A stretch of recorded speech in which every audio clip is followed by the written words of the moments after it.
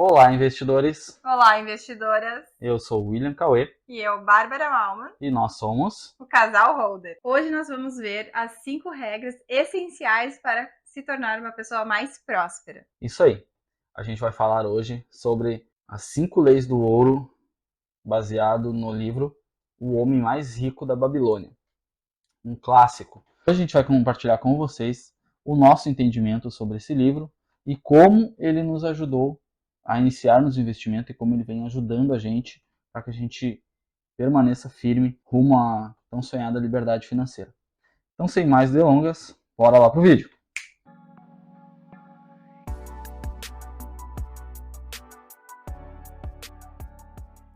Esse livro, ele fala sobre os 5 passos mais importantes para se tornar um investidor e se manter focado.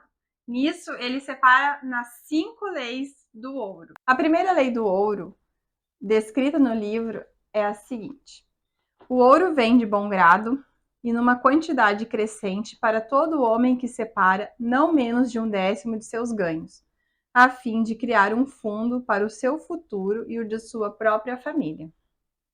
Bom, o que ele quis dizer com isso, né, nesse ensinamento? Que antes de mais nada, a primeira regra é poupar. Então, o que ele está falando ali? Não gastar mais do que ganha e viver com menos possível. Então, você tem lá aquilo que a gente já tinha até conversado em outros vídeos, né? De separar uma porcentagem, um dinheiro, que é específico para sua reserva de emergência ou para um investimento. E aí, o que ele fala ali? Pelo menos 1/10, né? Então, pelo menos 10%. Ah, dá para fazer mais? Dá para separar mais? Separa mais. O que ele diz ali também? Quanto mais se acumula, mais crescente se torna o patrimônio de cada um. Como nos outros vídeos nós dissemos a vocês, eu, por exemplo, separo primeiro o dinheiro que vai ser reservado para mim, para posterior passar o resto do mês com o que sobra, né? Que seriam, no caso ali do livro, ele diz para viver com os 90% e esses 10% é para o seu eu do futuro. Eu faço isso, 10%. Mas esses 10% que ele fala no livro é justamente para que se pegue o hábito, para que inicialmente tenha o hábito de guardar e saber que tem que guardar para si, para o seu futuro, pensar no seu futuro também. Porque, consequentemente, depois que você começa a guardar esses 10% e pega o hábito, consequentemente, quando sobrar mais, você vai acabar querendo deixar um pouco mais para ver o seu rendimento aumentar, para ver o seu patrimônio aumentar logo, né? Então, primeiro, ele bota no livro ali para a gente deixar 10%, justamente para a gente poder ter esse hábito, né, de guardar o dinheiro.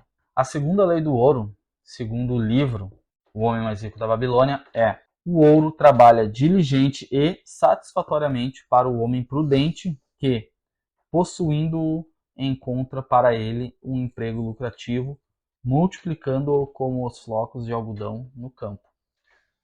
O que isso quer dizer? Basicamente, é fazer do dinheiro o seu escravo e não o contrário.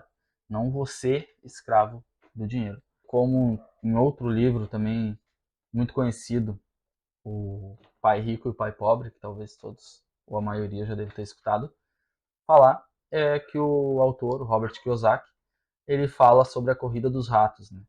Então, para que a gente possa sair da corrida dos ratos, é seguindo essas regras, é podendo guardar não menos que 10%, como diz aqui no livro, e também fazer do dinheiro o seu escravo e não o contrário, não você viver a vida toda como escravo do dinheiro. Na verdade, eu acho que ele quer dizer aí a questão do multiplicar, né? Que é a questão de tu, além de separar os 10%, tu investir esse dinheiro em alguma coisa, né? Então, vai fazer um empreendimento, tu vai vai se tornar um investidor, né? Buscar um negócio para fazer esse dinheiro render. Então, naquela frase ali de fazer o dinheiro trabalhar por ti, não tu se tornar um escravo do dinheiro, né?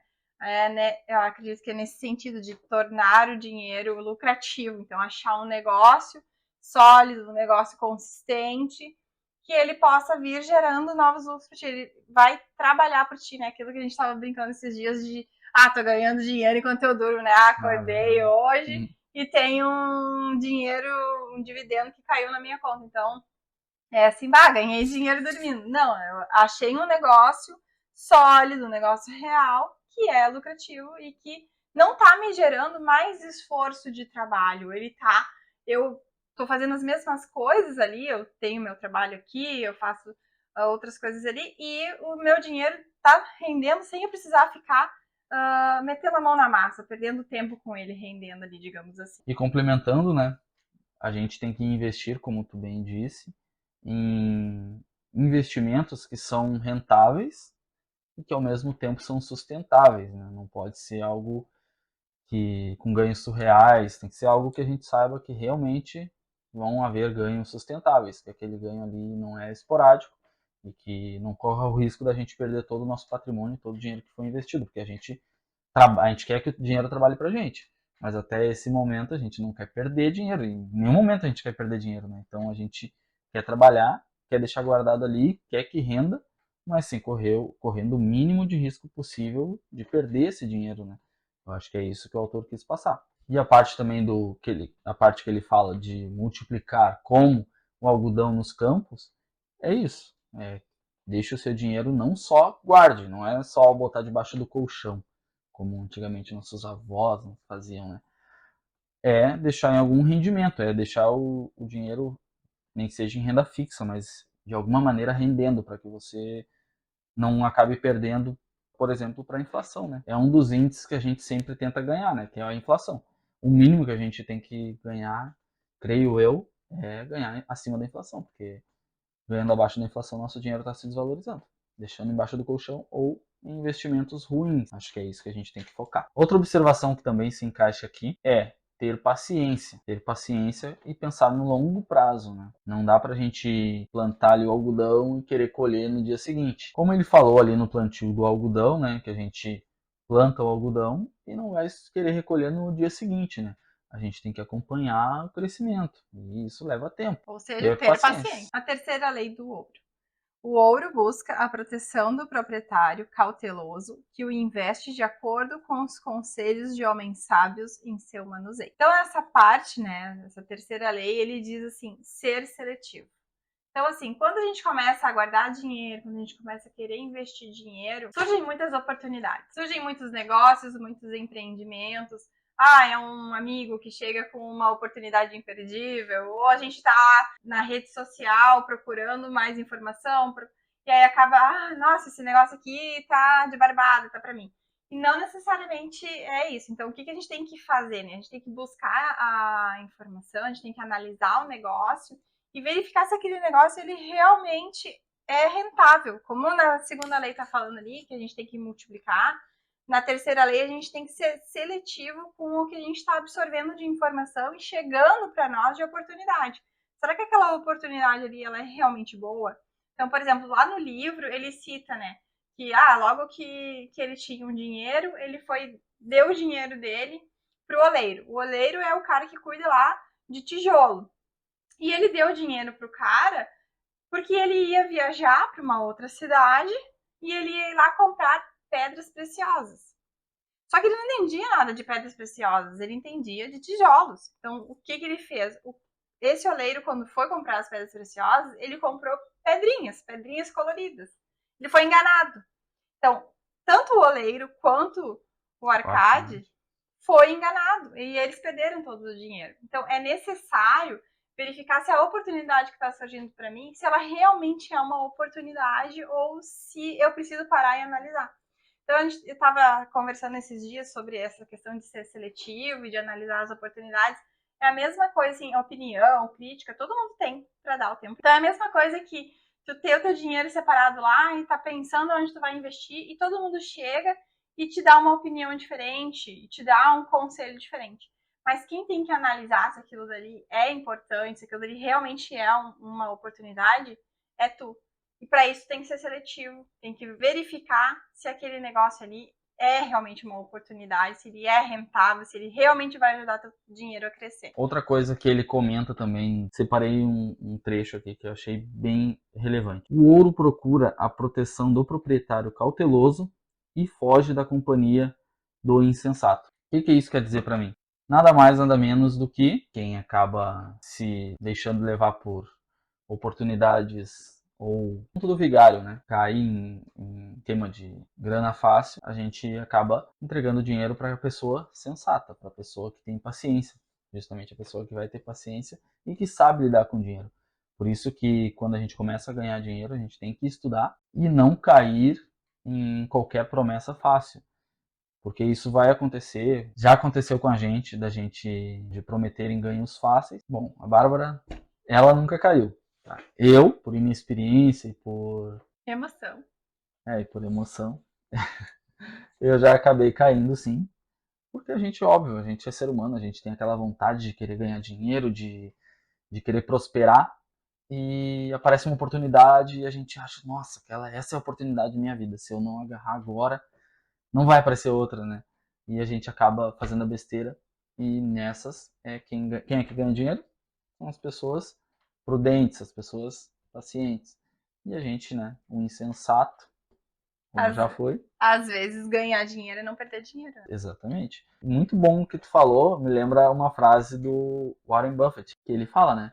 Primeira regra É não perder dinheiro. e a segunda regra. É lembrar da primeira. Exatamente. Quando a gente aprende essas coisas que, em teoria, são básicas e fáceis, né? Que hoje eu vejo assim, nossa, como que eu já caí em tanta coisa, né? Como que eu fui tão insensato. Mas algumas das vezes a gente só aprende tomando na cabeça e outras vezes a gente... O ideal seria a gente aprender com o erro dos outros, né? Mas por vezes a gente não aprende. Eu estou aqui falando que eu errei, futuramente vou dizendo o que eu errei. E logo mais adiante no vídeo vou dizer onde errei. Então deixa aí nos comentários no que você acha que eu já errei. E mais, deixa aí nos comentários também o que vocês já erraram, se é que já erraram, né? Eu vou me expor aqui, vou dizer as coisas que eu caí nesse conto do vigário do ganho fácil. Né? Eu acho que só para finalizar essa terceira lei, né? Não é bem ela em si, mas eu acho que complementa, né? Ele fala muito da questão ali do ser seletivo, né? E quando a gente é seletivo, não é só seletivo no nosso senso crítico, referente à opinião dos outros, mas é também ser seletivo nas nossas companhias. E aí isso é em inúmeros vídeos que a gente vê sobre investimento, sobre crescimento pessoal, profissional, sobre mudar de vida, etc. É ser seletivo em quem está do nosso lado. Então, assim, é muito importante que as pessoas que estão mais próximas de ti, se tu estiver saindo da tua linha, se tu estiver saindo do teu foco, do teu objetivo, que essas pessoas consigam te ajudar a trazer de volta para o teu foco, para o teu centro. Eu acho que isso é legal. Assim, entre eu e o Cauê, ele andou se iludindo, né? Eu falo assim, porque a gente sabe o que é errado, a gente sabe que ganho fácil não existe, e mesmo assim a gente se ilude, né? E aí nisso eu sou bem chata mesmo, eu pego bem no pé dele. E eu fui bem chata com ele, assim, e puxei ele de volta para isso, fiz ele pensar. Foram, assim, momentos incisivos mesmo, mas eu acho que as pessoas mais próximas e o ser seletivo é justamente para ajudar nesses momentos também. Então, só para encerrar isso, né, o ser seletivo é ter o senso crítico, né, do que chega, mas também de quem tá perto e te ajudando na tua caminhada. Vindo de encontro com o que tu falou, de pegar conselhos de quem quer o nosso bem, né? A gente tem que ver, sim, tem que ter o conselho de quem quer o nosso bem, e de outra maneira, de outro ponto de vista também, é pegar conselhos de pessoas que têm autoridade no assunto, naquilo que está falando. Né? No nosso caso, que é finanças, a gente sempre procura por pessoas que têm autoridade nesse assunto específico. Assim como se a gente fosse ver outra coisa, como a gente, quando você vai construir sua casa, por exemplo. Você não vai atrás do joalheiro, como a gente falou no outro exemplo, ou do oleiro. A gente vai atrás do pedreiro, que é a pessoa que é especializada e entende do assunto de construção de casa. A gente vai atrás do arquiteto, do pedreiro, do engenheiro, que seja pessoas que são do ramo, pessoas que a gente também que tem alguma credibilidade, né, que a gente confie. São dois pontos que eu acho importantes, que é pessoas com autoridade no assunto e pessoas de confiança. E não adianta nada a pessoa ter autoridade no assunto e não ser de confiança. Pode ser que ela vai estar te falando algo que tu não concorde ou algo até mesmo de má fé. Então tem que ser alguém que tu confie também. Por isso que é importante. Alguém de confiança e alguém com autoridade nesse assunto. Nós mesmos, questão de finanças, a gente acaba olhando bastante vídeos de influencer, pessoas que têm autoridade no assunto. Ou investidores que já se provaram com o tempo, provaram ter essa autoridade, né, sobre o mercado. Exemplo do Luiz Barsi, a gente vê bastante coisas dele. Fora do Brasil, Benjamin Graham, a gente vê bastante também. Então, é assim que a gente acaba pegando conhecimento também e vendo pessoas que têm autoridade no assunto. Lendo bastante livros também. Esse livro é um exemplo para o mundo dos investimentos. A gente até acha que esse livro deveria até fazer parte da literatura escolar, porque ele acrescenta demais na vida da pessoa. Assim, olha, se você ainda não leu, procure ler, que com certeza esse livro vai ser um divisor de águas na sua vida, vai fazer um diferencial enorme. Se não mudar a sua cabeça, esse livro pode me cobrar. Esse livro com certeza é um divisor de águas e abre nossa mente. A quarta lei do ouro diz o seguinte: o ouro foge do homem que emprega em negócios ou propósito com os quais não está familiarizado, ou que não contam com a aprovação daqueles que sabem poupá-lo. Nessa quarta lei, o que ela quer dizer então? Para a gente alocar sempre os nossos recursos em ativos que a gente tem conhecimento. Então, por isso que é muito importante, principalmente ao entrar em renda variável, até mesmo em renda fixa. Procure saber mais sobre cada investimento, o que vai ter de retorno, como é que funciona, as probabilidades e as chances de perda, porque todo investimento, até em renda fixa mesmo, a gente pode estar perdendo de alguma maneira. Então, tente sempre ver e diminuir os riscos para você. Sempre tente entrar em ativos e pesquisar ativos muito bem antes de fazer os aportes. Até mesmo CDBs, que são de renda fixa, até mesmo LCIs, LCAs, Tesouro Nacional, todos eles, muito importante que entendam bem antes de aportar. Se for partir para a bolsa, para a renda variável, e é muito mais, né? A gente sabe bem. Aí é pesquisa de empresa, do setor, como que a empresa está, os indicadores a gente tem que ver muito bem. A gente já falou isso um pouco no outro vídeo, se você quiser dar uma olhada depois também.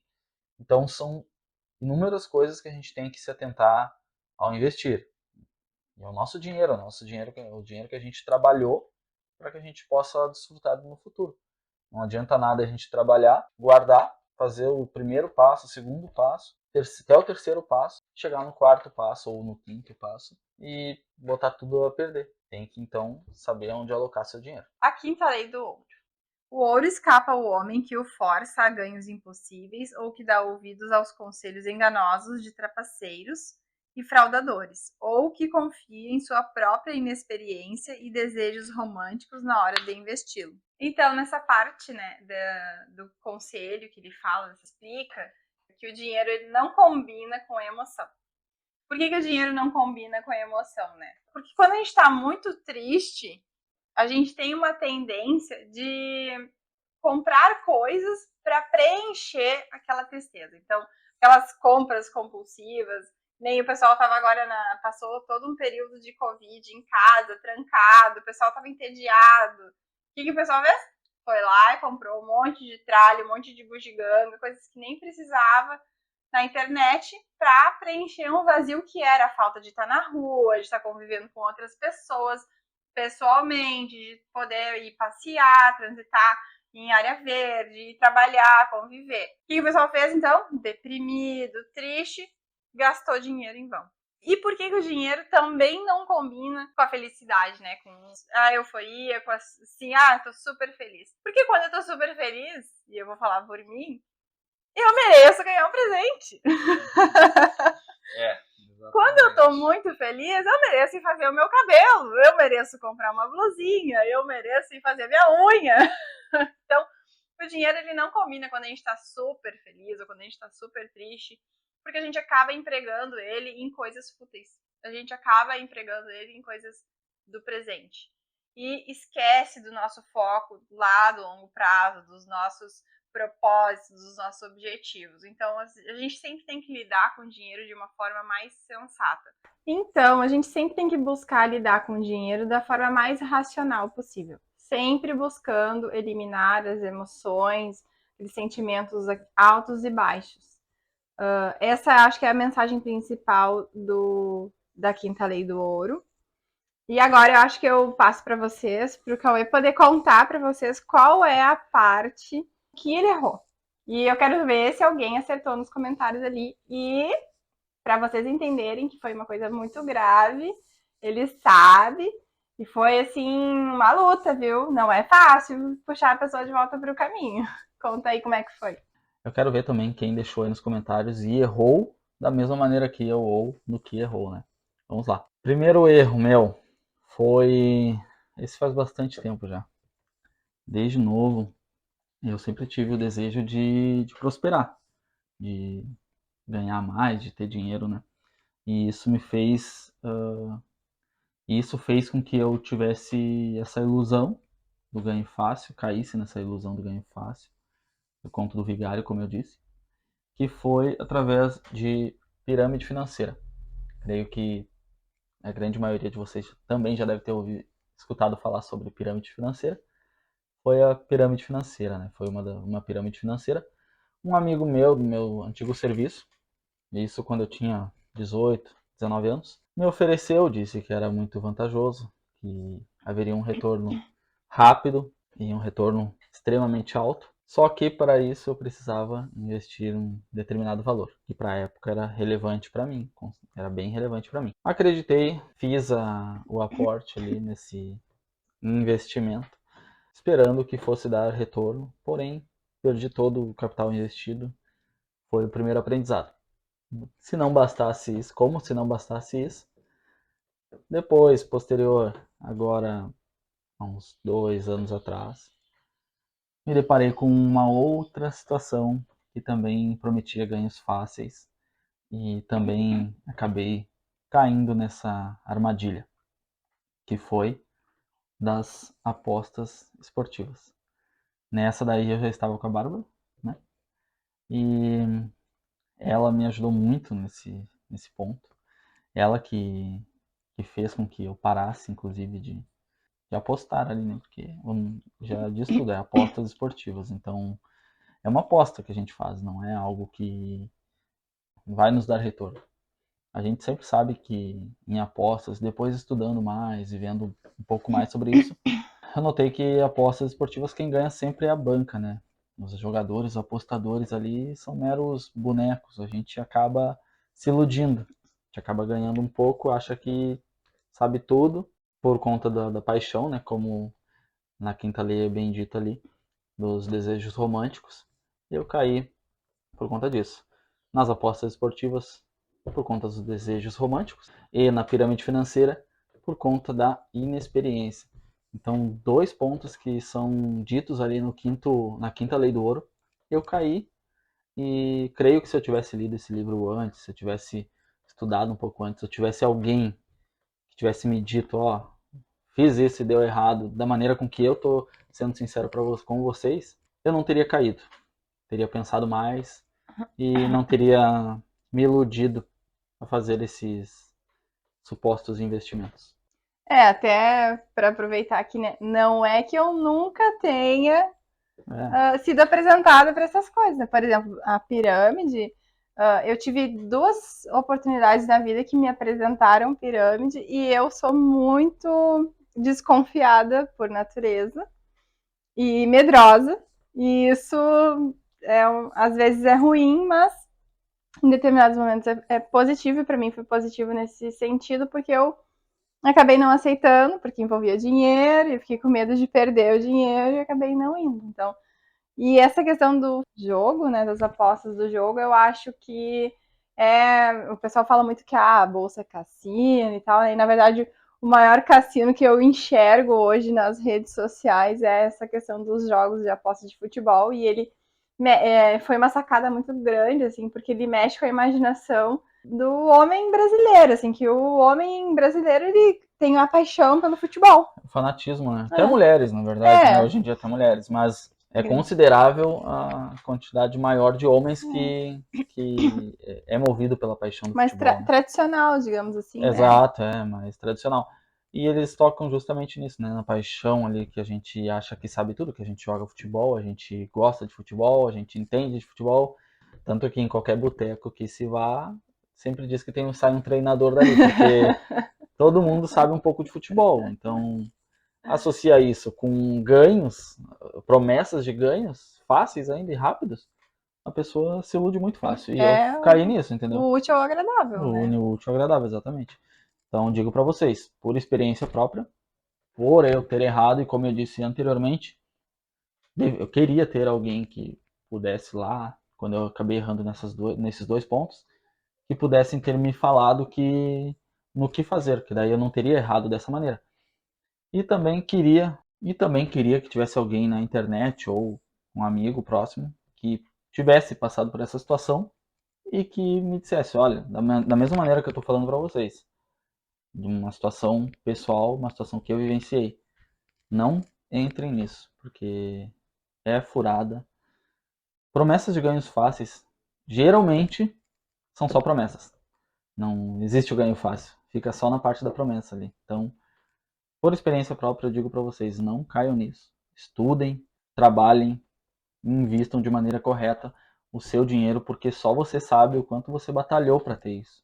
Então, primeiro, antes mesmo de investir, pense o sacrifício que você teve para ter esse dinheiro. Isso é um recado que eu deixo para vocês. Eu espero que vocês tenham gostado do vídeo, que vocês tenham rido das brincadeiras, mas que vocês também tenham absorvido o conteúdo que a gente está levando para vocês. Esse livro é maravilhoso, a gente reforça aqui que vocês têm que ler. Eu espero que vocês tenham gostado do vídeo, que vocês tenham aproveitado os momentos de conhecimento. Desculpa alguma brincadeira, a gente está aqui para compartilhar com vocês a nossa vida, a nossa experiência também. Esse livro é maravilhoso, a gente reforça aqui, super indica para vocês lerem, para abrir mais um pouquinho a mente de vocês. Então, se vocês gostaram, curte, compartilha, se inscreve no canal. Toda semana a gente tem vídeo e compartilha com vocês também a nossa carteira. Até a próxima, um grande abraço, fiquem com Deus.